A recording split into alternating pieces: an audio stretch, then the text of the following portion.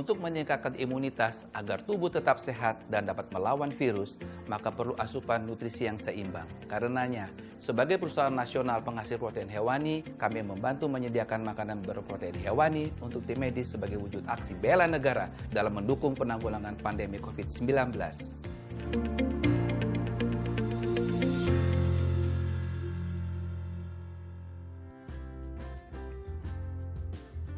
Pemirsa, kembali di Prime Show with Ira Kusno dan saya masih dengan Kiki Saputri.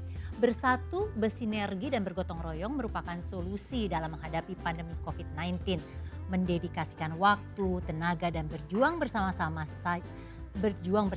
dengan melakukan aksi bela negara. Bersama saya telah hadir staf ahli Menteri Pertahanan Maijen TNI Sunaryo dan juga pengusaha pangan Rahmat Hidayat. Selamat malam Pak Naryo, Pak Rahmat. Selamat malam. Ya, ke Pak Rahmat dulu. Pak Rahmat, ini kalau orang menyumbang makanan atau apapun itu biasanya lewat Kemkes atau BNPB. Kenapa Kemhan kali ini, Kementerian Pertahanan?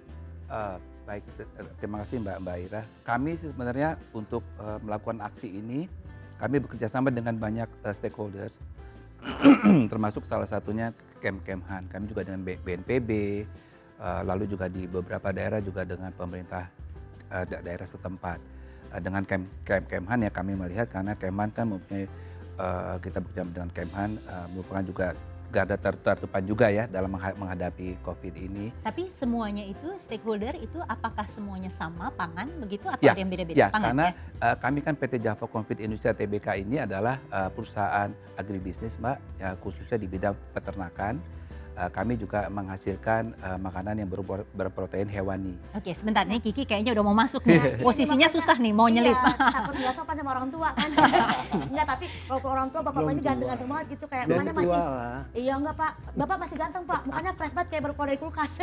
Kayak nugget gitu emang. Langsung Ki. Jadi Pak, Ya. terkait tadi masalah apa namanya Bapak sumbangsi pangan gitu ya Pak. Ya. Kenapa Pak? Karena bisnis apakah ini memang niatkan orang-orang nyumbangnya APD, Bapak pangan ini mau nyumbang atau emang ada promosi gitu Pak? Oh bukan. Emang kurang ajar Ya saya. karena memang kan perusahaan kami kan memproduksi pangan yang berprotein hewani. Dan kami melihat kan tim medis ini juga merupakan garda terdepan ya Mbak Kiki, Mbak Ira, untuk menghadapi COVID-19 ini yang berhadapan langsung dengan pasien, bersentuhan langsung dengan pasien. Untuk itu kami melihat tim medis ini memerlukan tingkat imunitas yang tinggi. Untuk itu pas karena kami ini memproduksi pangan yang berprotein hewani, makanya kami support tim medis ini agar imunitasnya mereka dapat lebih baik lagi. Oke baik, Bapak nggak mau nyumbang ke saya juga Pak, saya juga kurang nih Pak, kurang protein hewani saya ini Pak. Saya bisa promosiin juga sih, enggak promosi ya, enggak nyumbang ya. Baik Pak, maaf ya. Oke, sekarang saya pengen ke Pak Naryo. Pak Naryo, kalau misalnya kita lihat orang bicara soal gotong royong ini adalah bagian dari kemudian aksi bela negara gitu ya. Tapi kan gotong royong, Kiki tadi sebut di awal, Indonesia adalah salah satu yang tingkat untuk berbagi itu adalah yang tertinggi di 2018 gitu. Bagaimana kira-kira Pak momentum gotong royong ini dijaga bahkan setelah selesai pandemi COVID?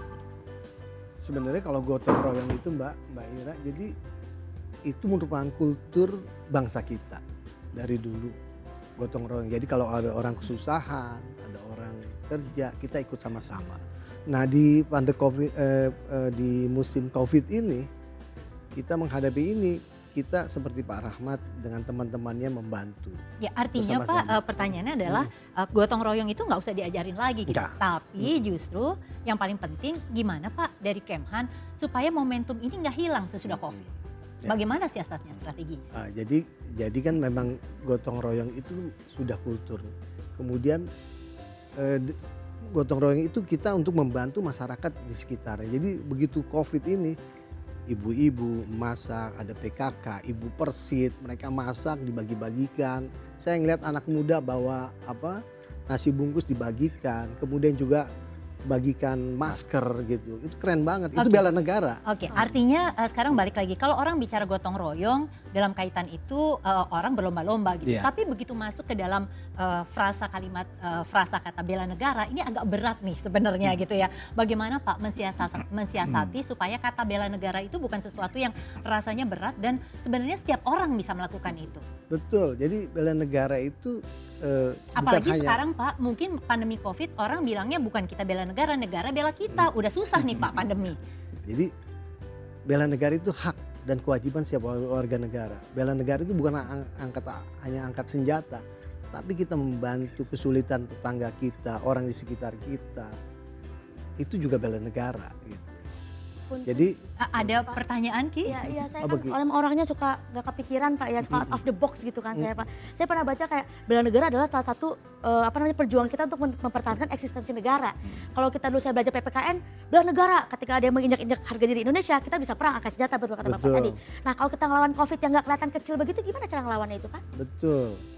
Jadi misalnya seorang ibu menjaga anaknya supaya tinggal di rumah, Ya. stay safe, stay health, itu ibu itu udah bela negara Ya. gitu loh. Jadi bukan hanya angkat senjata.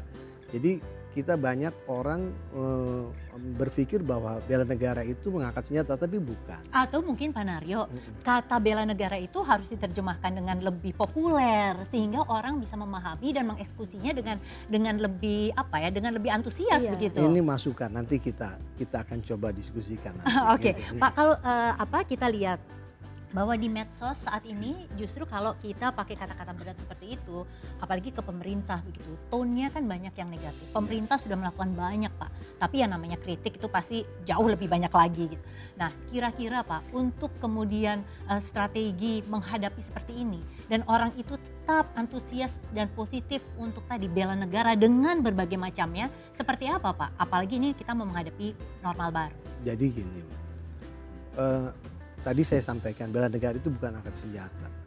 Jadi semua tindakan kita yang positif untuk kepentingan negara, untuk kepentingan ini itu adalah bela negara. Jadi seorang guru dia mendidik anaknya, menyiapkan generasi muda yang lebih hebat agar negara ini punya generasi muda yang lebih maju, negara yang maju. Itu guru itu sudah melaksanakan bela negara.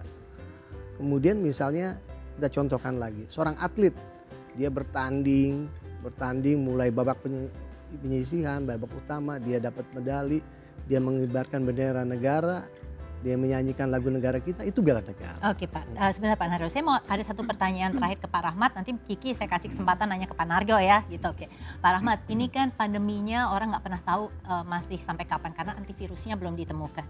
Kira-kira akan nyumbang terus Pak? Insya Allah. Mohon maaf Pak, Pakai janji ya Pak? Insya Allah ya Pak. kok agak nggak yakin? Bukan, Apa udah ya, habis insya masanya Allah. gitu? Insya Pasti terus berjuang ya Pak. Siap. Berarti kan Siap. termasuk bela negara itu salah satu yang dilakukan oleh Bapak Rahmat adalah Betul, menyumbang. Berarti betul. Pak Rahmat juga telah melakukan bela negara. Betul. Ya. Berarti Pak Rahmat pahlawan. Alhamdulillah. Oke.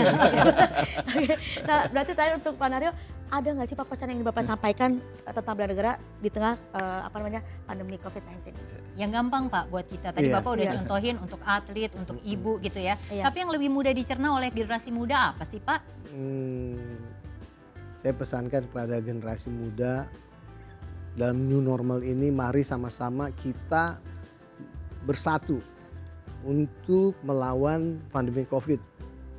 Yaitu dengan cara kita ikut melaksanakan protokol kesehatan secara disiplin. Karena hanya kuncinya itu hanya disiplin untuk mengurangi atau meniadakan sama sekali Kita memutus memutus rantai penyebaran rantai COVID ya. penyebaran. Baik, terima kasih Pak Dengan Naryo. melaksanakan itu kita juga melaksanakan bela negara. Ya. Pak Rahmat juga terima kasih. Setuju. Terima kasih, terima kasih. Berarti Bapak ada koordinasi dong antara Kemhan dengan pemerintah juga di provinsi gitu ya? Pasti. Pasti ya, Pasti, jangan beda-beda lagi Pak ya Oke, gitu. oke, Saya pesan gitu aja Pak. Di ujung masih nyentil juga ya Ki ya.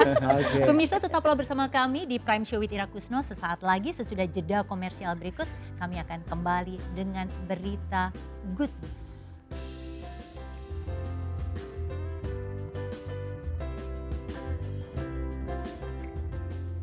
Mengatasi pandemi ini dengan bergotong royong. Bersatu, kerjasama melawan COVID-19. Nah, di saat seperti ini, kebersamaan kita diuji. Kebersamaan hanya bisa dilakukan jika kita disiplin menjalankan protokol kesehatan dengan ketat. Dan disiplin ini akan menghasilkan perubahan perilaku dengan kebiasaan baru, sehingga kita menjadi produktif dan aman dari COVID-19. Mari kita semua mewujudkan kebiasaan baru ini, terwujud di banyak tempat, seperti tempat ibadah, pasar, sarana perkantoran, stasiun kereta api, bandara, dan tempat-tempat lainnya. Saya yakin bahwa semua anggota masyarakat akan saling bergotong royong, bersatu melawan COVID-19 dan bersatu menyelesaikan krisis kesehatan ini.